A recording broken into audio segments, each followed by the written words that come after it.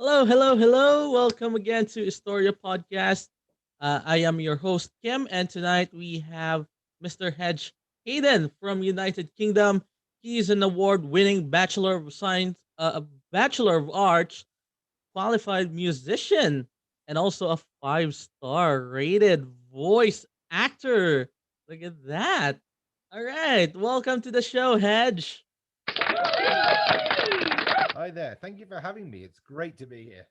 Woo. Yes, I'm so excited to have you on the show. It's so amazing to have you.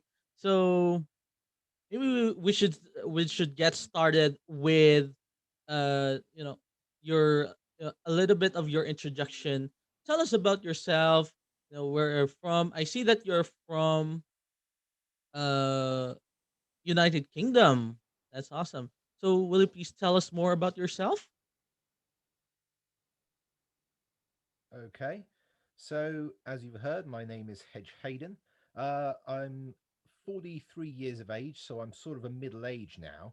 So, I'm busy reinventing myself as a musician, voice actor, and composer. I'm a cover artist, so I record other people's songs. I'm a parodyist and satirist, so I write comedy sketches, also write a pastiche of songs similar to other musicians such as Weird Al, Flight of the Concords, and Tenacious D. I also record audiobooks and other kinds of audio, such as podcasts, like yourself, and also videos for companies such as IT recruitment and also for digital automation companies. Wow, that's amazing. So you have a lot of work, you have a lot of tasks. Uh, Not only as a musician, you're also a video editor for podcasts, also doing music, music videos, all these editing, computer whiz, I can call it being a computer wizard. That's amazing. Now, let's go a little deeper into your story. Like, I would call this an origin story. So, how did you discover your talent as a musician? Like, how did you get started? Well, How did this you start? started out, this was began in Okay, so this started in about 1999 when I started first traveling to the USA to work as a to sort of spectate to see what was happening. And I realized that there was a lot of people there that were amateurs that were really, really good at what they could do. They were almost professional level, but these people were just not being paid for this. They simply loved doing it. And I thought, hang on a second, this is something I can do. So on my second trip there, I'd written a song which was a pastiche of another type of Brian Adams music. So I performed that and it got a really good reception. And I thought, okay, this is going on well. So the next year, I wrote another one, a second one. I recorded that, performed that one. That went down well. And I thought, okay, this is something I can do. So for the next 5 years, between 1999 and 2004, I was traveling back and forth between the UK and the USA, performing and writing songs, and also coming up with new ideas for different characters that I could portray as this comedic persona. Then in 2004, I had to stop traveling because my own pocket. And I was like, okay, I really need to actually, earn more so I can start doing this properly. This turned into a about a sort of 20-year gap where I was simply just working. And then in 2016, I decided that, look, I've been slacking off long enough. I'm going to go full all out, go back to university, study music professionally, really get my teeth into something that I can use properly.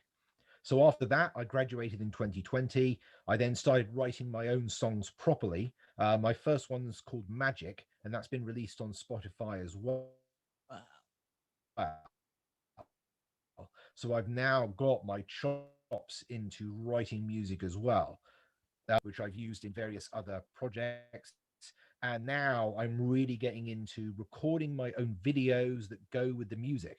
Because before I was relying on other people to do my videography for me. Now I'm doing the whole thing. So I'm now building up a portfolio of not just music, but video and audio and voice. So I've got loads of things coming together in one package. Yes, and I noticed that you are doing all the things by yourself. That all the editing, all the camera work, doing those video shots, and being creative with your music. I really like your music when it's I think it's very explosive when I saw that video of you singing to that chess song, right? It's super amazing. I really love that.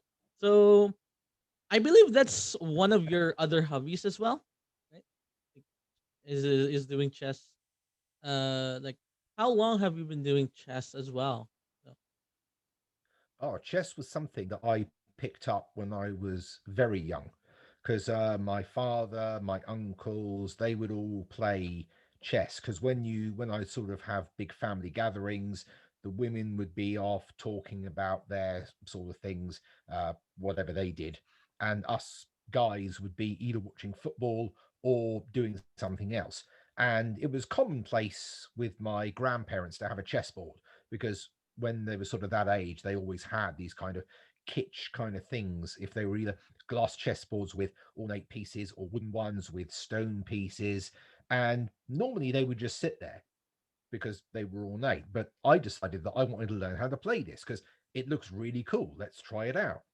So I was taught the game by my father and a couple of uncles and grandparents and gradually learned it. Then, of course, the 80s hit where electronics came in. So you then could have pocket chess computers, which you could learn with. So I had one of those where I would learn from the computer and improve my skills. And then, of course, in the 90s, the chess championships were on TV, where we got introduced to people like Gary Kasparov and Nigel Shaw, who were these people that previously we would just think of them as nerds. And then we saw these guys that could do immense chess calculations simply in their heads in about 5 minutes. Something that I thought was absolutely amazing because before I was simply playing with a chess computer and I saw people like these grand masters coming up with techniques against a real person in real time in what seemed like seconds. And this again was another mind-blowing thing. It's like these guys are literally human computers in chess form.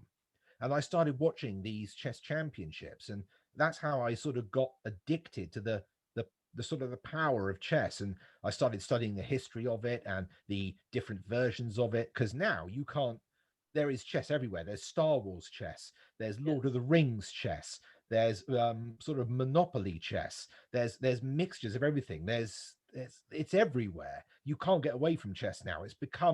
It's had a resurgence. It's now so huge that it's one of the greatest things about lockdown is we can now play chess online, offline, anywhere. More people are learning it.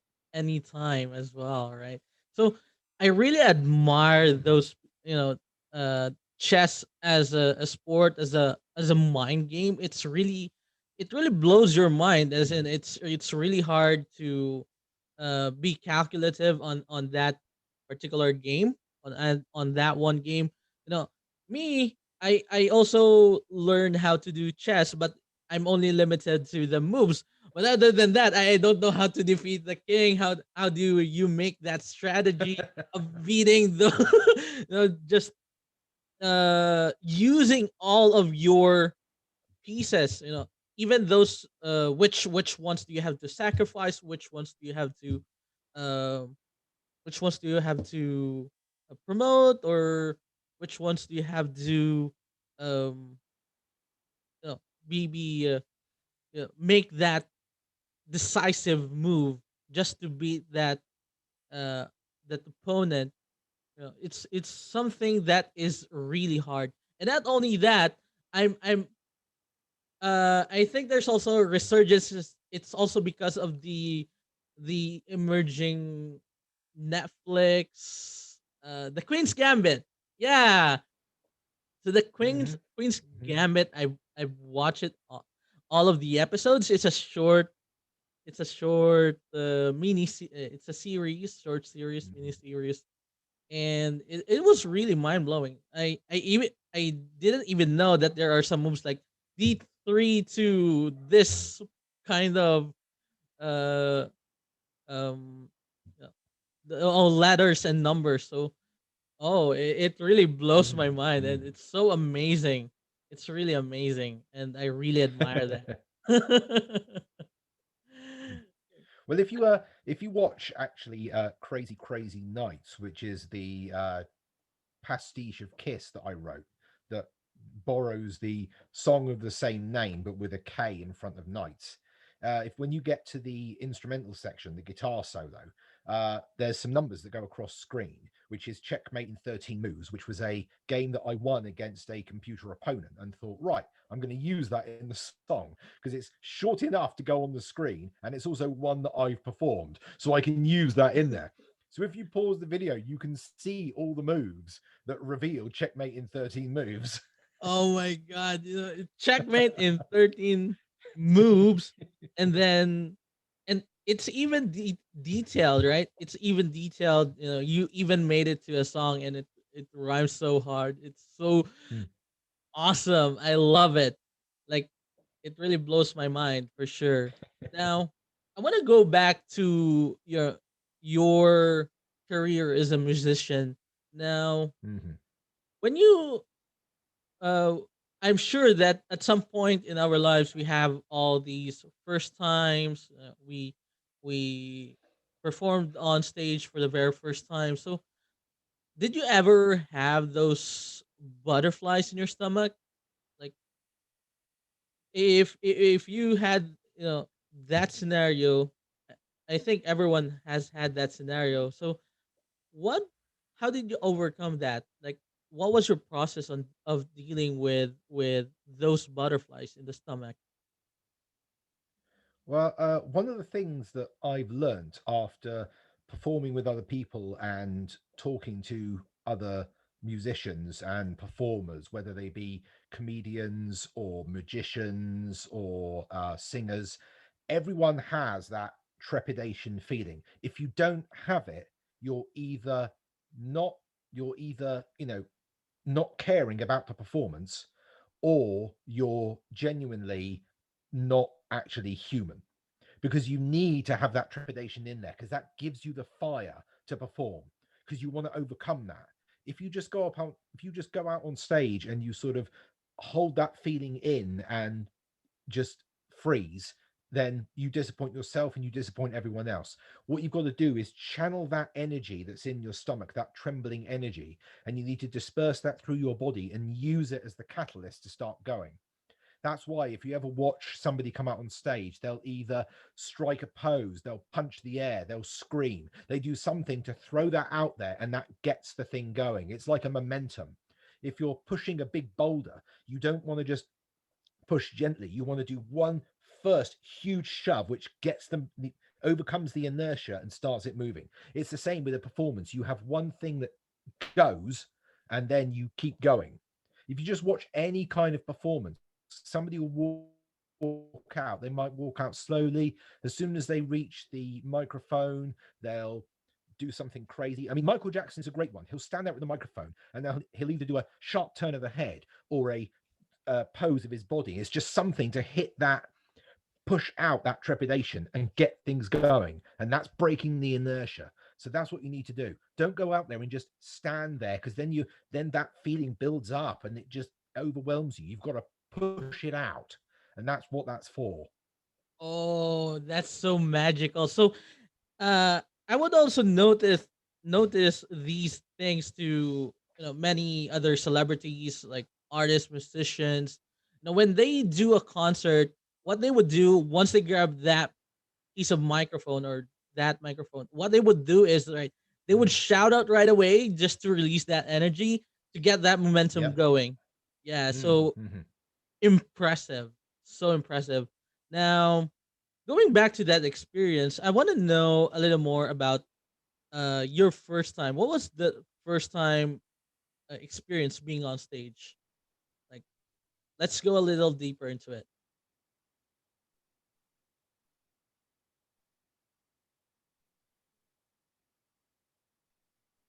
Okay. Well, the first one that was actually my actual own personal music was in that was 1999 when I first went to Chicago, and I decided that I wanted to perform in front of people I didn't know, because performing in front of people you know is okay for practice because they're all going to give you good feedback.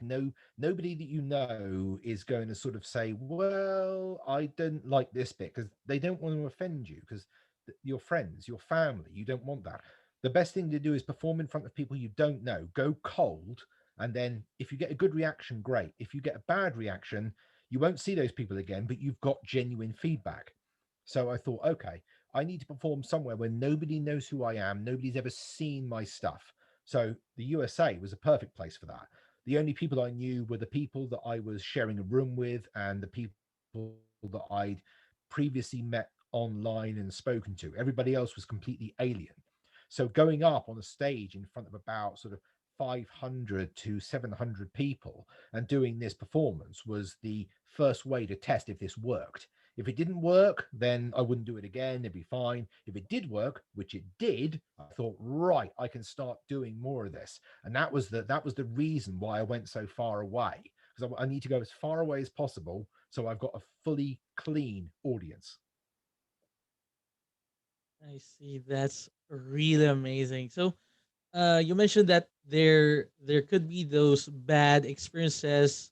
Uh, there could be those bad things that might come up at some point of your career. Mm. Like, did you ever have that experience of people booing at you, like "ooh" and then throwing tomatoes or whatever, right? So, like, if if you ever had that kind of experience, what would you do afterwards, or what did you do during that scenario? Well, I learned that the hard way, unfortunately. When I was in college, I decided that I'd try my hand at stand-up comedy.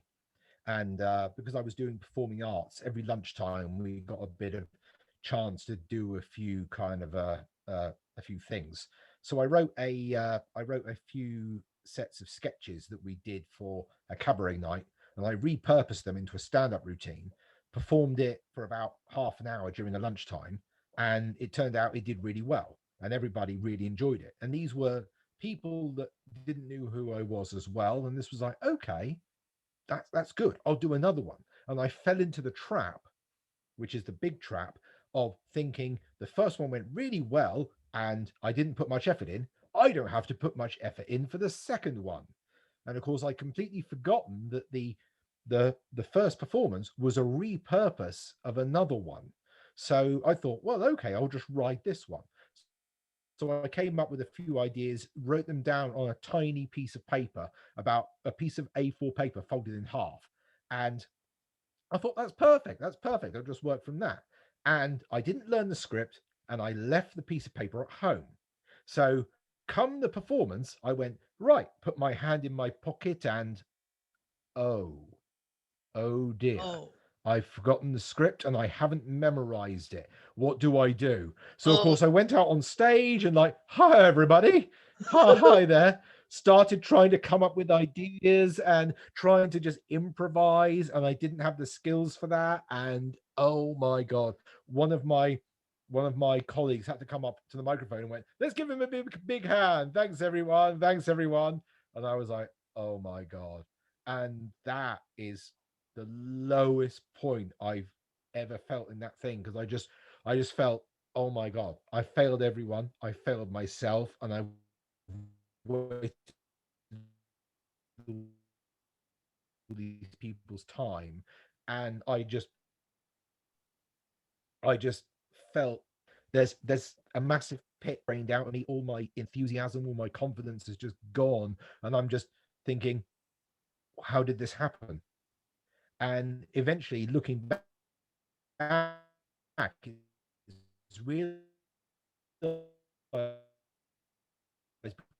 because I didn't prepare.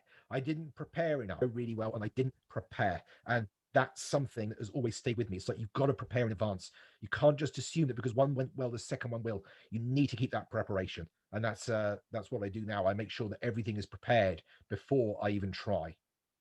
Oh my, like when I think it's so hard to be on that stage, and then and there's all of a sudden everything went black.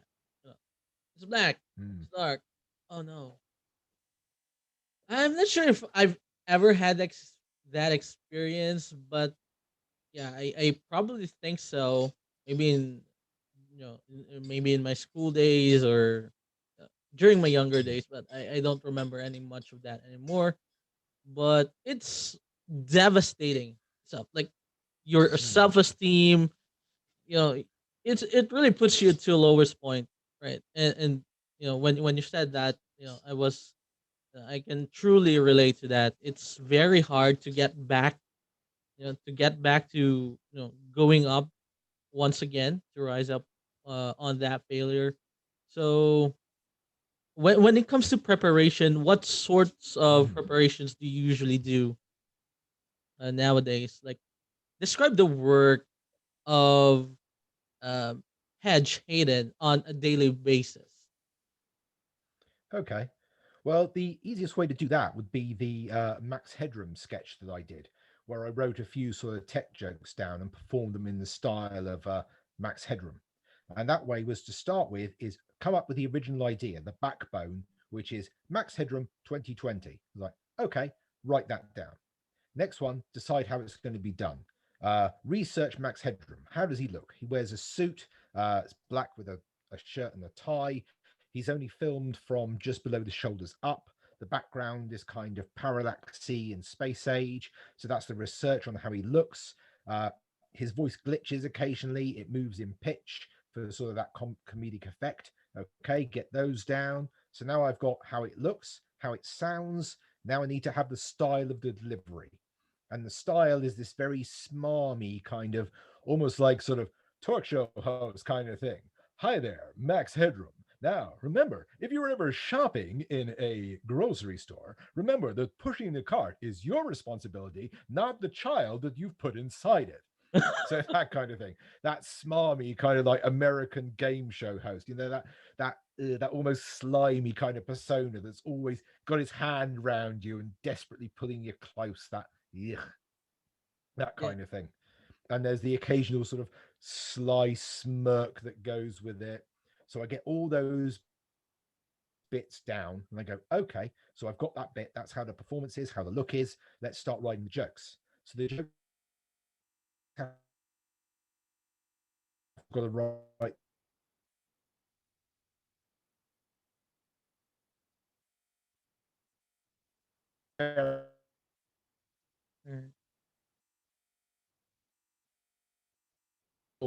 Hello. Oh no. every time thing I need is in there. I start recording and I go, oh no, I've forgotten this, and I've got to start all over again, and that wastes time. So as much preparation, as much research as possible to ensure that when I start recording, nothing's missed. All right, that's amazing. Hedge. At some point of our conversation, I kind of lost you there, so I really have to apologize for that. Probably the No problem. internet connection. Um, so I think the last words that I heard from you, like preparing for the styles, when you're already on the stage, right? Styles, the how that person presents, how do you present on as that person on stage, like the spills that you have to say. I think that's where I'm at currently. So I mean, that's where we kind of lost our connection there. So, Okay. yeah. So where do you want me to go from? Yeah. From that spiel when you said that oh you're suffering. Uh, yeah. On that point. Oh, the Sorry, which part again? Yeah, on that part when you said your spell, after you said your spell, like dear shoppers, like Oh, right. Okay. Yes. Okay. yeah. So he's kind of this sort of weird, almost like American talk show host, that smarmy kind of thing where he sort of comes out with things like, "Hey, if you ever go to the grocery store, remember that pushing the trolley is your responsibility, not the child that you've brought with you." So it's that kind of really sort of slimy thing that with the game show host that puts his arm around you and pulls you really close, and there's that ugh, that kind of thing. So that's Oh, the then I started, yeah. Then I started writing down jokes, and I thought, well, he's an artificial intelligence, so it's got to be tech jokes, and they've got to have that little sort of zip to them. For example, jokes about video games, jokes about Google, Amazon, artificial intelligences, these ideas of modern technology, all those kind of sort of geeky humor that goes in there. And once I've got that kind of thing processed, I've then got a whole list that I can work from. So when I start recording, I know exactly what I'm doing. Because if I leave something out and then I start recording, I'm going, oh, nuts. I forgot about that. I've got to stop and go again. So then I'm just wasting time. And as long as I keep everything in one, start working on projects quicker. all right, there we go. I got it. I got it now. There we go. So when it comes to doing those kinds of jokes for Amazon, it's very hard to make people laugh, especially if you're not natural. If you're not that kind of natural comedian. So Hmm. how does one make sure that a person laughs to your joke, right? I really think that being a comedian, doing those jokes, it's really hard to do. Very hard to make it very funny to people. So how do you make sure of that? Okay, it's the comedy is all about two things. One is timing, and the second is tension. And the timing is all about making sure that if the joke has multiple parts, that you give enough time for the audience to process each part.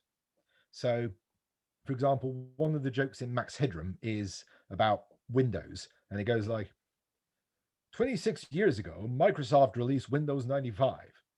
Pause. Originally, it was going to be called Windows 1995, but then they thought that some people might mistake that for the price. So you do that one. So you go Windows and you pause, and everyone goes, okay, Microsoft Windows and Windows 95. Okay. There's Windows 1995, brief pause, and that's the price. Because, something that's 1995 is, rather the joke is that if it was labeled as that, everyone go, oh, that's cheap. I'll purchase that. So that's where that joke goes in there. And that's the timing kind of joke. The tension is when you've got a long joke that runs over, say, about a minute or so. Because those short ones, you don't really need the tension in there. You just need the timing. With longer ones, which is something that I'm not too good at. I'm better at the quick, snappy lines. For example of that is Tim Vine. He's a British comedian, and he's really good at snappy one-liners, and that they just like a machine gun. They just barrel off, and you get bombarded by this humor, and it works really well. Somebody that is a really good a tension comedian is Lee Mack, another British comedian, and he can string out a joke for about 2 minutes, and it just builds and builds and builds, and eventually you get a massive hitting punchline. And that is one of the toughest things to do. And I don't have that technique yet. I'm only good at the snappy, quick ones. So that's why I did Max Headroom, because I can do that. But And my also other that style is the sorry, yeah, go ahead. Sorry. oh, my other style is the musical comedy, because that way doesn't require the tension or the timing, because the timing is built in with the music. It's all about the way that the lyrics move. Examples of that is Weird Al, of course, Flight of the Concords, Ninja Sex Party as well. And you can see how the comedy works in there because it's all about way that the situation itself is part of the comedy. So there's various styles, and I use a combination of the snappy one-liners and the musical, and that's the way that I work. Oh, wow. Like, one of the hardest things being a comedian is, once you had that momentum, you also have to sustain it, Mm. right? When you have that build up, and tension, and then when you got that knockout, that particular joke, that punchline that really made the people laugh.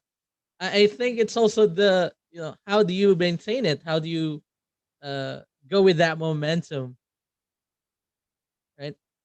So Again, that comes down to yes, sorry. Oh, again, that comes down to preparation, being able to make sure that you know where you can pause for where the audience to process the joke and then obviously laugh, and then you can keep going. That's where the real preparation comes in.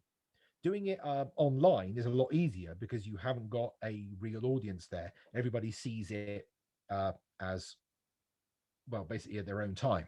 When you're doing it live, you've got to make sure that you know where those pauses are so that you understand that the audience is going to process that joke, react to it, then you can keep going. If you don't practice it in front of an audience to get where the timing is, it won't work. And that's one of the problems that I suffered with when I tried it for the first time. I'd only practiced in front of the mirror. I practiced learning it sort of to myself. When you're performing in front of other people, you forget that there's reaction times. So that again is one of those tricky things. I see. So there we go. And also laughing at your own jokes, right? If you really think it's funny, you're gonna laugh yourself, right? So Oh yeah. yeah, for sure. Again, that's when you get comedians, deadpan comedians who just keep a completely straight face and don't react to it at all. And that is really tough when you've got really good humor. You've got to try and hold off that because it's very, very difficult. Yeah, being that poker face, Oh yes. while Yeah. everybody's laughing like ha ha ha, and then Mm. Yes. Yeah. you're still like you're still that having that face of a different person. Mm. So it's a pure art, and it's also something that I admire. Like I would also, there are some times that I would watch those kinds of shows on Netflix, and it's just so admiring, especially if you do it live. If the Mm. intensity of watching on TV, it's already funny. How much more if it's doing it live, right? So it's just Mm. in a whole another level, as you said. So super awesome. So what was the time when was the time that you really had to step up, make your own videos, creating your own content, because before we don't have, maybe at some point in our life we're just focused on one thing and focusing on that comedy or focusing on that music. So Mm. what was the time for you, or how did you tell yourself that you need to step up, you need to do your own videos at this point, right? That was actually when I first started using LinkedIn seriously. Because before I was sort of a passive user, I would be simply sitting there looking the occasional post that's coming through. And then when I started actually creating a proper profile, putting my work on there, I was simply using, I was either creating a waveform that shows when somebody's speaking, which was really basic. I was either putting a still image and a title across the top and the footage. Doing really good video here. I need to be able to do something that stands out. So I thought, okay, I need to learn how to use video properly. And I'd used Adobe Premiere in university, but I couldn't get hold of it because it's really expensive.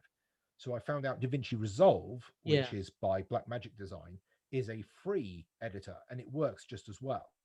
So I started teaching myself that and found a course that teaches you a self-teaching for DaVinci Resolve. Passed the course, went, yep, I can use this really well now. Started building it that way. Got my mobile phone, hooked it up to a small ring light, got myself a green screen and started going, okay, let's try working with this. It's for my audiobooks that are buried deep in my profile now. Uh, I started coming up with a little sketch at the beginning, then an introduction to an audiobook, then a call to action for it. Those are still on my profile. They're just about sort of like about 6 months old now. And then I thought, okay, let's go to what I'm trained for, which is music. I'll start creating some song videos. They're longer, they're more interesting, they add a bit more pizzazz to it. And I went, okay, right. So I'll start working with the green screen. I'll record a couple of footages of me miming along to it. I'll add a few things in there. What can I do? And I started adding effects in there. I started adding color grading and just using it as a way to improve my own video skills while demonstrating them as well. So you can see a progression where if you start at my first videos and work your way up, you can see that they get more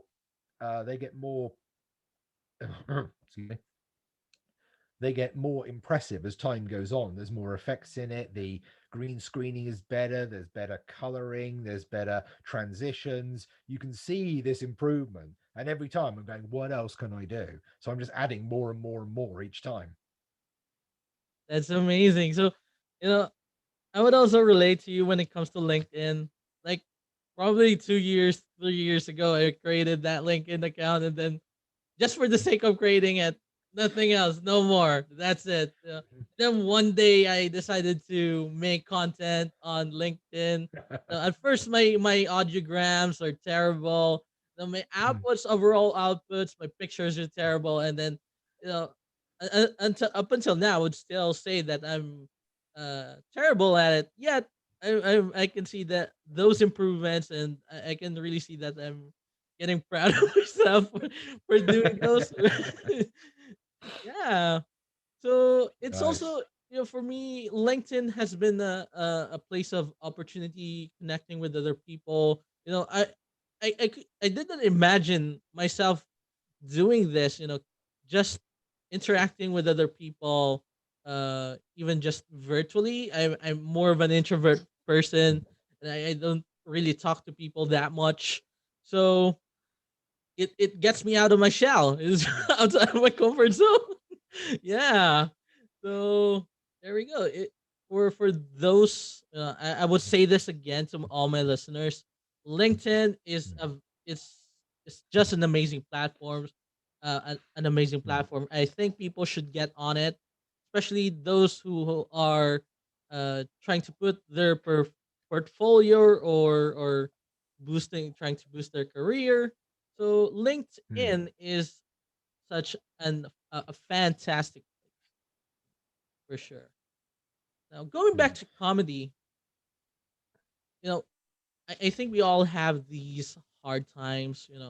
How do you how do you make people laugh? Like I think there's some people who are worse. You're sad. You have this tough moments in life, yet you still have to make these people laugh. You still have to make these people happy. So how do you navigate those feelings, when you're on stage, or uh, when you're performing on stage? ooh. It is tough sometimes because you've got to be able to sort of that you may have and realize that you're there for the people who are watching you. They may have paid for a ticket to see they've actually made the effort to purchase entry, also set aside their own personal time to be there. So the reason that they're there is for you. You're not there for them. They're actually there for you. You're the one providing what they've come to see. And having those personal feelings in there is kind of selfish because it's not about you at that point. It's about those people, the ones that are actually subsidizing you. If you then have that kind of those negative things inside saying, what about me? Then you're again asking double of people. You're asking them to not only take their time to provide you uh, with their time and their money, but also you then want their sympathy as well, which is you're asking double what you've originally asked.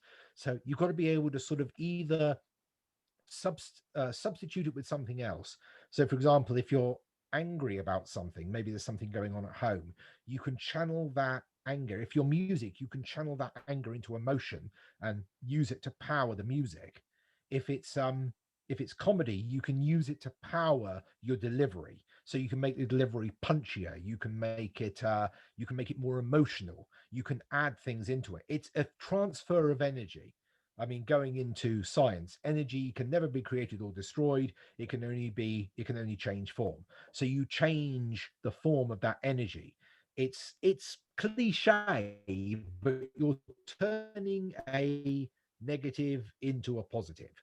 It's one of those things that literally does make sense at that point because you're using it in a different way. Instead of letting it sit there and basically fester in your mind, use it in a different way.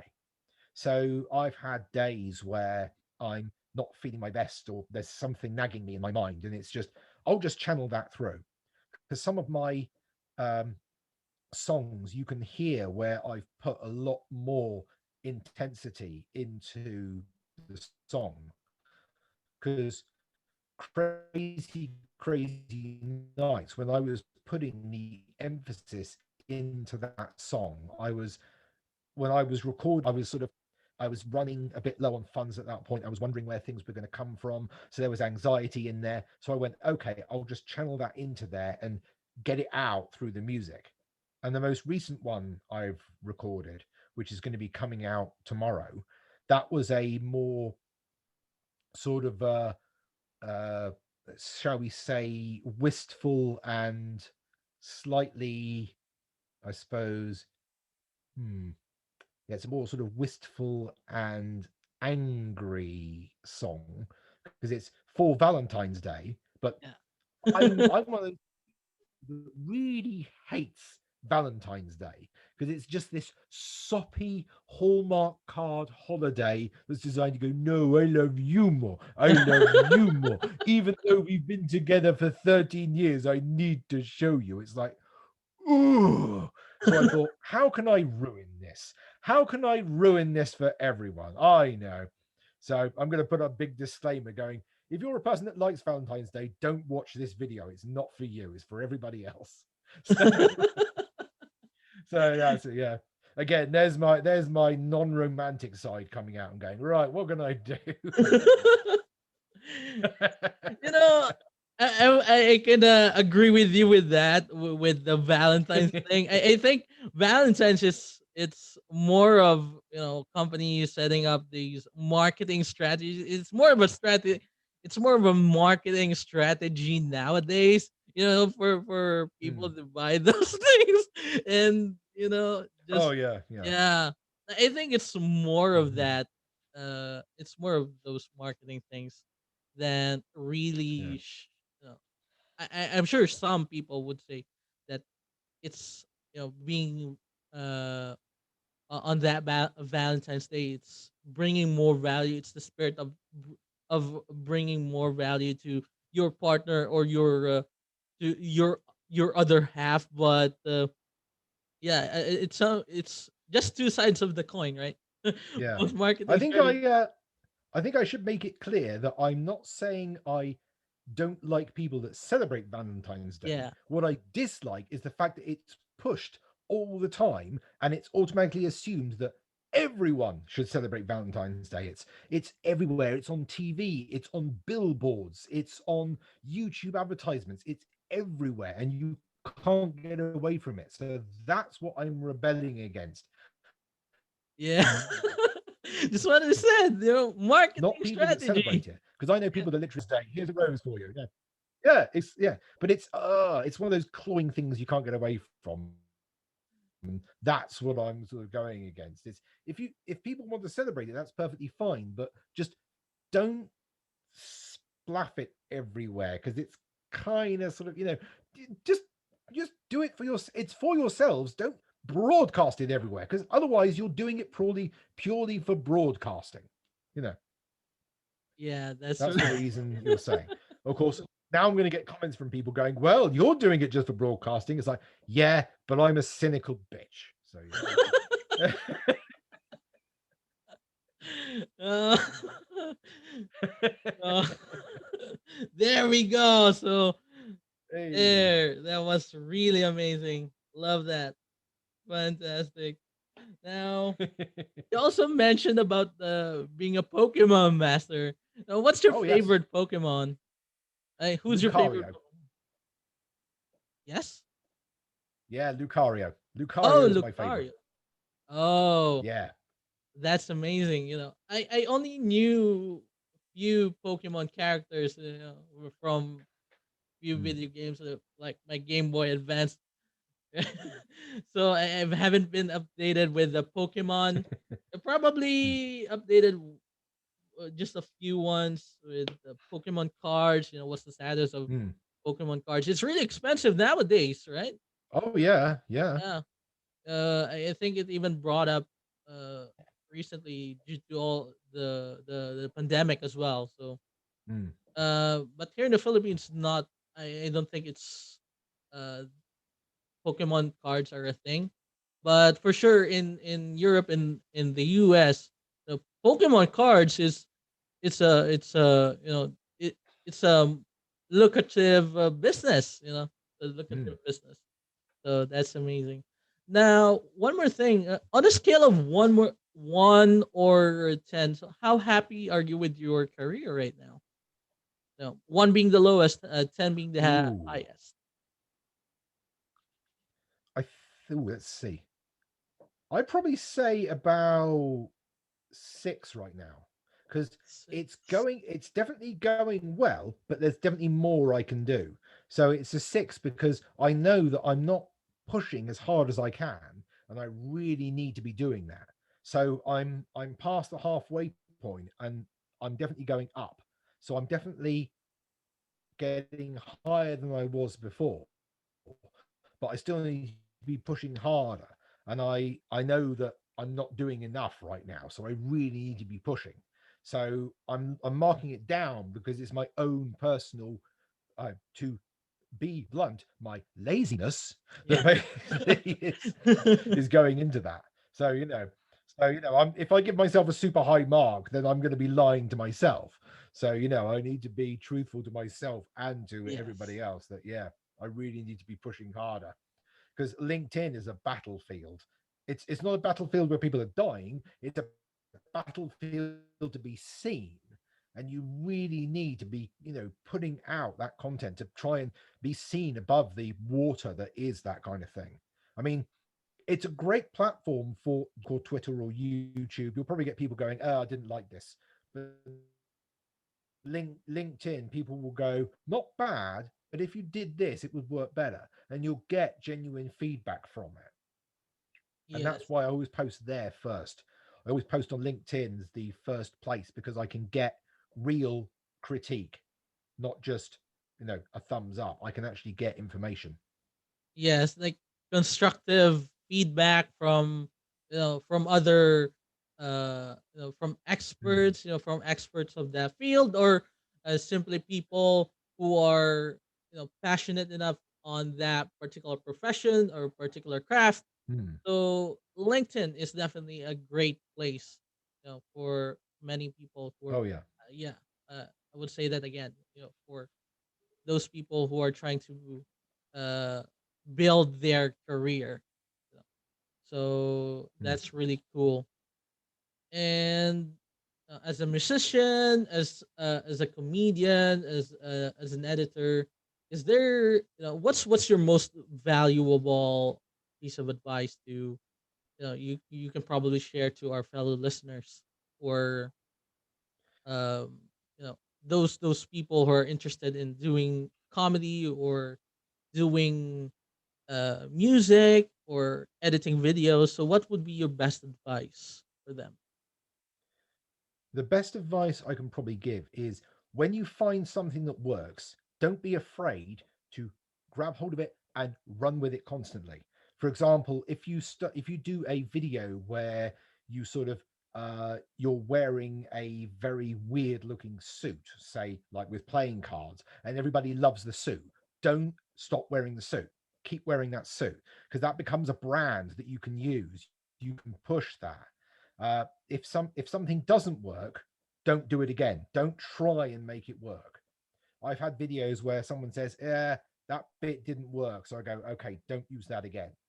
But when I've had my videos wearing my suits, everyone really likes them. So I'm like, okay, I keep using the suits as the costumes because it's become this idea of this sort of professional kind of look that I have, and that's what I do. So if you get comment on something that works well, keep it, keep refining it, and then start adding to those bits. So if you've got a suit with a house of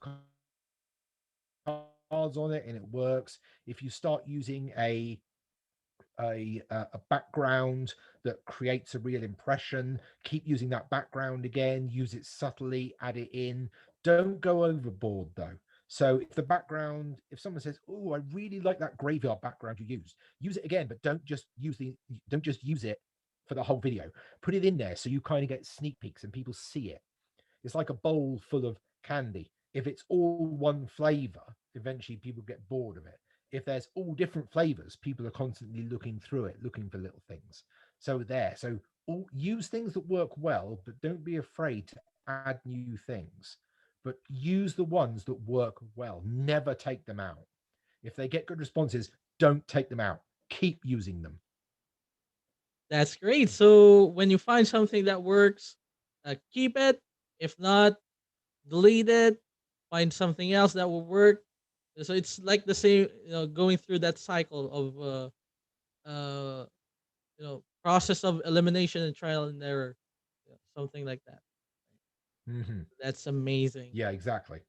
I That, mean, it's pretty sort of simple to say it, but it's not often that people sort of think about it. It's like, people say, "Oh yeah, that got a really good response, so I might come back to that." No, keep doing it. Keep using that. I mean, you can get perfect response from that from YouTubers. Look at YouTubers that play video games. People like Game Grumps, people like Jacksepticeye, PewDiePie, Markiplier. yeah. They will Oh, play one episode. Yeah, they will play one. They will do sort of 4 episodes of a game. If a game gets a lot of likes, they'll keep running with it. They'll test out four, and whichever one does really well, they run with it because that's what people want to say. It will keep going. That's exactly the same thing. If something works really well, keep going. that's amazing. Yeah, you mentioned about those big YouTubers. I really admire them Yeah, too. PewDiePie, Jacksepticeye, Markiplier for sure. Wow. yeah. They're not Uh, afraid. They're not afraid to run with things. Keep going. Yeah. yeah. Great. So one more thing, last one, Hedge. Where should we follow you on social media? On LinkedIn, we have Hedge Haiden. I think you have YouTube as well, right? What's your channel? YouTube Hedge Haiden. Hedge Haiden. Yeah. Instagram. Oh, Double Hedge Studios on YouTube. All right, and Yep, that's correct. Hedge Hayden on LinkedIn. Uh, That's correct. Yes. Instagram. Do you have Instagram? I do, but I don't use it as much. But that is just blaster.hedgy, which is my character that I used to portray back in the USA many, many years ago. So the avatar is a combination of myself and him that is merged together. But yeah, that's Oh, Hedgy. amazing. Yeah. That's cool. All right. So, to all my listeners out there, please, please, please follow Hedge Hayden. His content is amazing. I really love the videos, his music, what he's putting out there on LinkedIn and all the other platforms is so amazing. Please follow him on all the social media accounts mentioned. There we go. Thank you so much, Hedge. I appreciate you being on. Yeah. All right. Thank you I for having appreciate me. your time. Thank Yeah. you for having me, Kim. It's been really good. Yeah, it was fun. All right. You take care and you enjoy the rest of your day. All right. You too. Okay. Yes. All right.